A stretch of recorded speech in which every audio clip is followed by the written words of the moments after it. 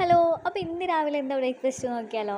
ഇന്ന് ഞാൻ തലേന്ന് തന്നെ നമ്മളെ കുറച്ച് ഗ്രീൻ പീസ് വെള്ളത്തിലിട്ടുണ്ടായിരുന്നു. നമുക്കിന്ന് വെള്ളപ്പവും ഇഷ്ടുകറിയും ഒക്കെ മേടിച്ചു. എത്ര വെള്ളത്തിലിട്ട് അടിച്ച് വെച്ചാലും റെഡി ആവാത്ത ഒന്നായിരുന്നിട്ടേക്ക് വെള്ളപ്പം ചിലപ്പം മാത്രമേ നന്നായിട്ട് കിട്ടുള്ളൂ. അങ്ങനെ എന്തോ ഭാഗ്യത്തിന് ഇത്തവണ ചുട്ടെടുത്ത് നല്ലതായിട്ട് കിട്ടിയേ.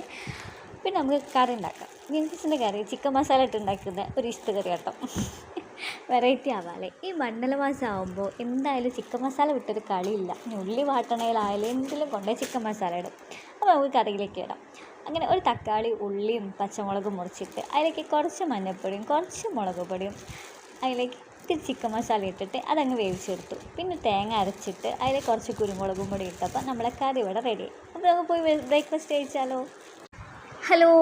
അങ്ങനെ ഇന്ന് ഞാൻ അടുക്കളയ്ക്ക് കുറച്ച് നേരത്തേക്ക് റെസ്റ്റ് കൊടുത്തിട്ടോ. ഇന്ന് ഞാൻ ഉച്ചഭക്ഷണം ഉണ്ടാക്കിയിട്ടില്ല. ഞങ്ങൾ അമ്പലത്തിൽ പോയി കഴിച്ചേ.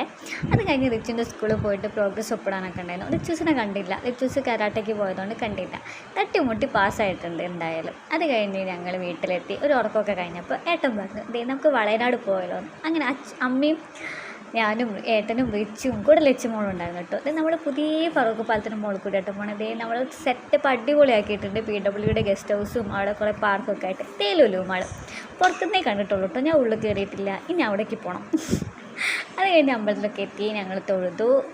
പ്രസാദമൊക്കെ മേടിച്ചു.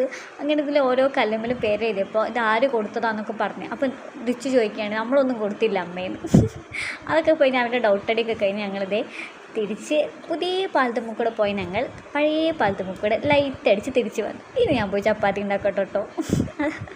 അപ്പോൾ ബായ്, വീണ്ടും കാണാം.